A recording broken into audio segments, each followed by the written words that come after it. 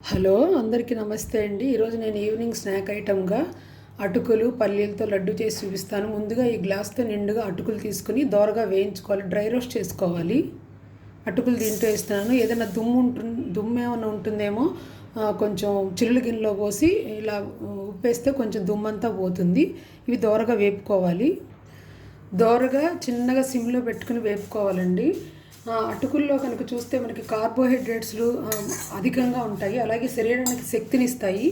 దీంట్లో విటమిన్స్ కూడా ఉంటాయి, B1 B2 అలాగే B3 B6 ఆరోగ్యకరమైన ఇవన్నీ ఏంటంటే ఈ విటమిన్స్ అన్నీ ఏంటంటే ఆరోగ్యకరమైన జీవన క్రియకి తోడ్పడతాయి. అలాగే ఖనిజాలు అవి కూడా ఉంటాయి, ఐరన్ మెగ్నీషియం ఫాస్ఫరస్ ఇవన్నీ ఎముకలు బలంగా ఉండడానికి ఉపయోగపడతాయి. అలాగే అటుకుల్లో ఫైబర్ కూడా ఉంటుందండి.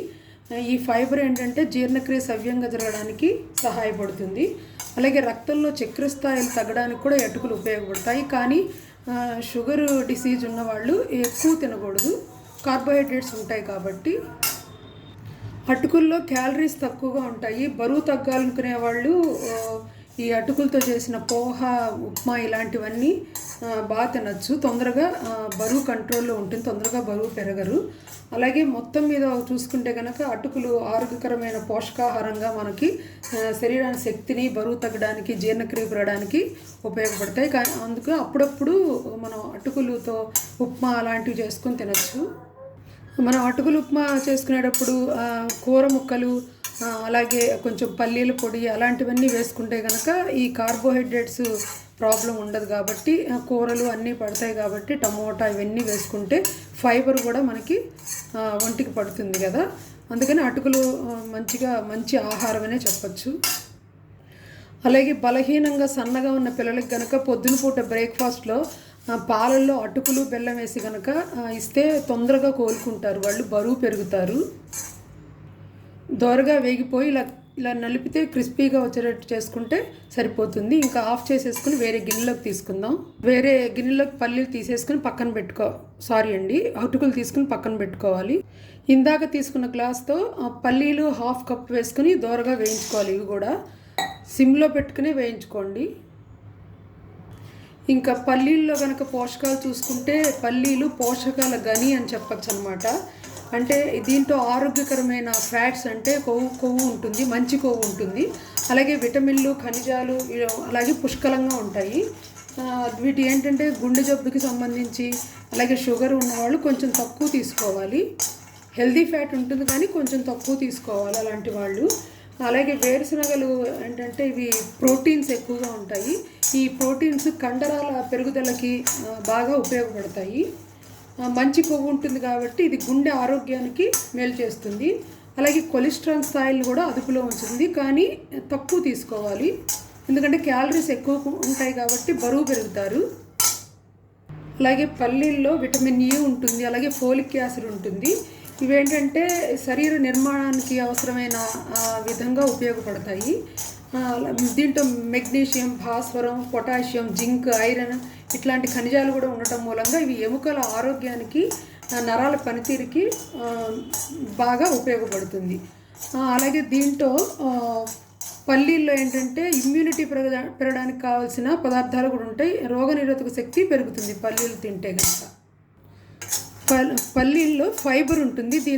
ఫైబర్ మూలంగా జీర్ణక్రియ బాగా జరగడానికి కూడా ఉపయోగపడతాయి పల్లీలు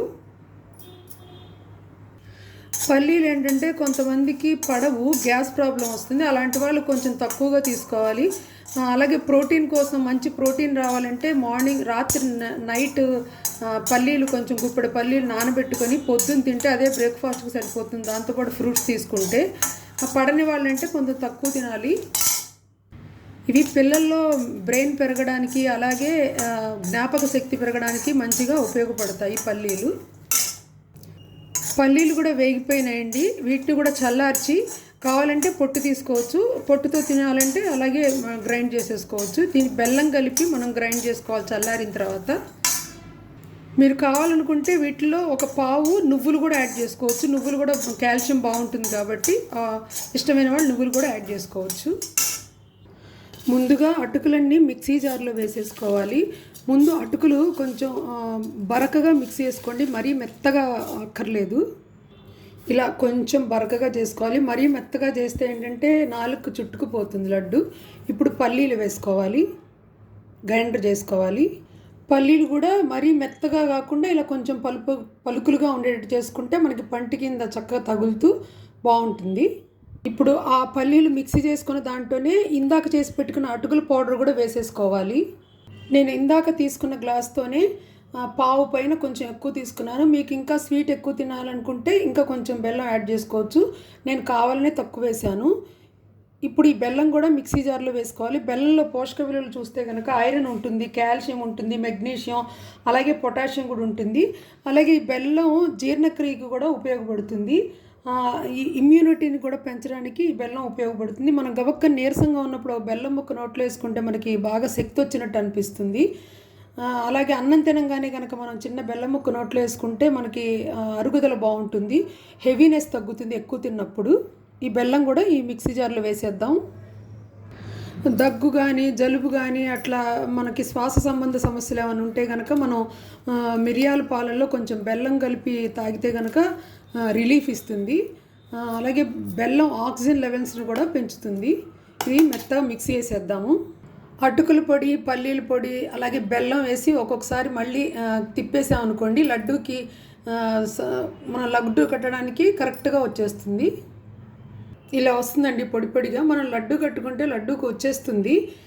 కానీ మనం ఫ్లేవర్ కోసం కొంచెం నెయ్యి వేసుకుంటే ఇంకా బాగా వస్తుంది. ఒకవేళ మీకు లడ్డూలాగా రాకపోతే కనుక ఇంకొంచెం గ్రైండ్ చేసుకుంటే బెల్లము పల్లీలు కలిసి మంచిగా లడ్డూలాగా వచ్చేస్తుంది. మీకు కావాలంటే ఇలాచీ పౌడర్ కూడా వేసుకోవచ్చు. నేనైతే వేయట్లేదు. చూసారా లడ్డూలు ఎంత చక్కగా వస్తున్నాయో? ఇట్లా అన్ని లడ్డూలు చేసేసుకోవాలి. ఎంతో రుచికరమైన అటుకులు పల్లీల లడ్డు రెడీ అండి. నచ్చితే మీరు చేసుకోండి. థ్యాంక్ యూ అండి. మళ్ళీ ఇదేంటి అనుకుంటున్నారండి? దీని కంటిన్యూషను. స్వీట్ ఒక్కటే కాదు కదా, హాట్ కూడా అడుగుతారు. లేకపోతే ఇంటికి వచ్చిన దగ్గర నుంచి పానీపూరీలు, బర్గర్లు అవన్నీ అడుగుతుంటారు. కొన్నాళ్ళైనా మనం హెల్తీ ఫుడ్ పెట్టచ్చు కదా, ఒక 1 వీక్ అయినా. అందుకని ఇది చక్రాల పిండి అండి. అంటే మురుకుల కోసం నేను బియ్యం పిండిలో కొంచెం 1 కేజీ బియ్యంలో కొంచెం మినప్పప్పు వేసి నేను మరపట్టిచ్చేస్తాను. అది మధ్య మధ్యలో చక్రాలు చేస్తూ ఉంటాను. ఒకటేసారి ఎక్కువ చేయనండి. మనం చేసినా కూడా వాళ్ళు 2-3 రోజుల కంటే ఎక్కువ తినరు. అందుకని కొంచెం కొంచెం చేసుకుంటూ ఉంటాను. దానికి తగినంత సాల్ట్, అలాగే కొంచెం నలిపేసిన వామ్ అండి. తర్వాత కొంచెం కారం. మరీ కారం ఎక్కువ అవసరం లేదు, కొంచెం కమ్మగా ఉండాలి చక్రాలు అంతే. ఈ 3 దీంట్లో వేసేసుకుని ఆయిల్ పెట్టుకున్నానండి స్టవ్ మీద. ఆయిల్ వేడైన తర్వాత 2 స్పూన్లు ఆయిల్ వేసి కలపాలి. బాగా కలిపి అప్పుడు వాటర్ పోసుకోవాలి. మీరు ఇంకొంచెం స్పైసీగా తినాలనుకుంటే కారం ఇంకొంచెం పెంచుకోవచ్చు. ఇది బాగా కాగిన నూనె అండి. ఇది కొంచెం వేసి చేస్తే కనుక పిండి కలిపితే క్రిస్పీగా వస్తాయి జంతికలు. వేడిగా ఉంది కదండి, ఆయిల్ చూసుకుని కలుపుకోండి జాగ్రత్త. ఆయిల్ అంతా పిండికి బాగా పట్టేట్టు బాగా నీట్గా కలుపుకోవాలి. ఇప్పుడు కొంచెం కొంచెం వాటర్ పోసుకుంటూ, ఒక్కసారి పోయొద్దండి, కొంచెం కొంచెం వాటర్ పోసుకుంటూ చక్రాల పిండి కలుపుకోవాలి. పిండి మరీ గట్టిగాను మరీ లూజుగా కలుపుకోకూడదు. గట్టిగా కలుపుకుంటే కనుక మురుకులు కరుగ్గా ఉంటాయి. మెత్తగా కలిపితే చక్రాల గిద్దల్లోంచి పిండి బయటకు వచ్చేస్తుంది. చూసుకుని కలుపుకోండి. బాండీలో ఆయిల్ పోసుకుని బాగా వేడి చేయాలండి ఆయిల్ని. ఈలోపు మనం చక్రాల గిద్దలకి నూనె రాసుకొని రెడీ చేసుకోవాలి. ఒక పళ్ళెంలో టిష్యూ పేపర్ వేసుకొని రెడీగా పెట్టుకోవాలి. చేసిన చక్రాలు దీంట్లో వేస్తే నూనె కిందకి దిగుతుంది. ఈ చక్రాల గిద్దలు కింద దానిలో అలాగే నూనె రాసుకోవాలి. అలాగే లోపల దీనికి కూడా నూనె రాసుకోవాలి. పిండి అతుక్కోకుండా ఉంటుంది ప్రతిసారి. ఆయిల్ కూడా కాగిందండి. ఈలోపు దీనికి సరిపడా పిండి పెట్టేసుకొని ఆయిల్ కాగిందో చూద్దామండి. బాగా కాగాలి ఆయిల్. కాగిందండి. ఇప్పుడు చక్రం వేసుకుందాము. మీడియం ఫ్లేమ్లో పెట్టుకోండి. కొంచెం పైనుంచి వేసుకోండి, లేకపోతే చెయ్యి కాలుతుంది. వెంటనే కదపకండి చక్రాన్ని. కాలిన తర్వాత ఇంకోవైపు తిప్పుకోండి. ఇలా దోరగా వేగితే సరిపోతుంది. ఇంకా ఎక్కువసేపు ఉంచితే నల్లగా అయిపోతుంది. నేను సింగిల్ పాలిష్ బియ్యము పొట్టు మినపప్పు వేసా కాబట్టి కలర్ ఇలా ఉంటుంది. ఇంకోటి వేసుకుందాం. ఇలా 4 రోజులు కనుక చేసి పెట్టుకున్నాం అనుకోండి, శుభ్రంగా 4 రోజులు మనం పిల్లలు వచ్చేసరికి టెన్షన్ పడకుండా ఇవి పెట్టేయచ్చు. పూర్వకాలంలో మనం ఇలాంటివే కదండి తినేది. మన పేరెంట్స్ ఇలాగే పెట్టేవాళ్ళు. లడ్డూలని, చక్రాలని, అలాగే సాయంత్రం పునుగులని ఇలాంటివి తిన్నాం. కానీ మనం బర్గర్లు, పిజ్జాలు ఇవన్నీ ఏమీ తినలేదు. అవి తిన్న దగ్గర నుంచినే ఆరోగ్యాలు పాడైపోతున్నాయి పిల్లలకి. ఎక్కువ మనము చేయలేమండి, శ్రమ పడతాము. అందుకని కొంచెం కొంచెం చేసుకుని ఒక 4 రోజులు వచ్చే వరకు చేసుకుంటే మనకి శ్రమ ఉండదు. తర్వాత మళ్ళీ వేరే ఇంకేమైనా చేసుకోవచ్చు. 2-3 చక్రాలు వేసిన తర్వాత నూనె కొంచెం మళ్ళీ కాగనిచ్చి అప్పుడు మళ్ళీ వేయండి. ఇలాగే అన్నీ వేసుకోవాలండి. కొంచెం పిండి కలుపుకున్నామంటే మనకు అరగంటలో అయిపోతుంది. ఇందాక స్వీటు హాటు కలిపి మొత్తం గంట పట్టిందండి నాకంతే.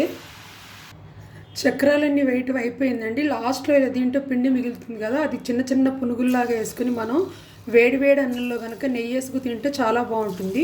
ఈరోజు తినేయాలండి, రేపటికి మళ్ళీ బాగా గట్టిపడిపోతాయి.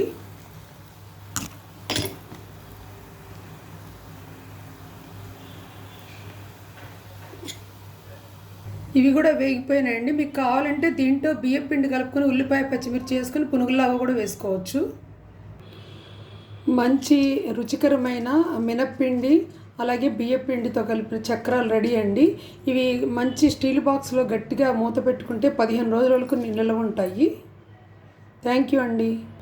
పిల్లలు ఇంటికి రాగానే ఇలా ఒక చక్రమును అలాగే ఒక లడ్డు పెట్టిచ్చేస్తే శుభ్రంగా తినేస్తారండి. నచ్చితే మీరు ఫాలో అయిపోండి. థ్యాంక్ యూ అండి.